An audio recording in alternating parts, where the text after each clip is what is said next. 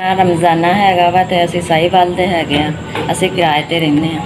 ਮੇਰਾ ਬੰਦਾ ਗਲੀਆਂ ਦੇ ਵਿੱਚ ਫਿਰਦਾ ਰਹਿੰਦਾ, ਬਿਜਲੀ ਦਾ ਕੰਮ ਕਰਦਾ ਵਾ। ਮੇਰਾ ਬੰਦਾ 150 ਦਾ ਕੰਮ ਕਰਦਾ ਵਾ। ਕੋਈ ਨਹੀਂ, ਕਦੇ ਦਿਹਾੜੀ ਲੱਭ ਜਾਂਦੀ, ਕਦੀ ਨਹੀਂ। ਤੇ ਬੱਲਬ ਲਾਉਂਦਾ ਤੇ ਬਸ ਥੋੜ੍ਹਾ ਬਹੁਤਾ ਕੰਮ ਕਰਦਾ ਵਾ। ਮੈਂ ਘਰ ਹੀ ਰਹਿੰਦੇ ਹੈਗੇ। ਮੇਰਾ ਬੰਦਾ ਮਜ਼ਦੂਰੀ ਕਰਦਾ ਵਾ ਤੇ ਅਸੀਂ ਨਾ ਕਿਰਾਏ ਤੇ ਰਹਿੰਦੇ ਆ। मेरा बेटा एक कुछ दिनों तो बीमार था, वो फौत हो गया वा।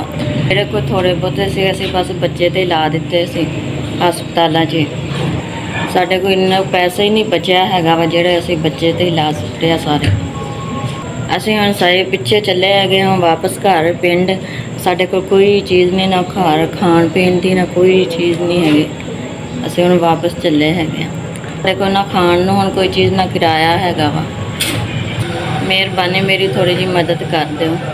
3000 रुपया मिलिया मैनू। अल्लाह तुहानू तंदरुस्ती देवे। तुहाडा 3000 दिता होया कबूल करे। बड़ी मेहरबानी, शुक्रिया।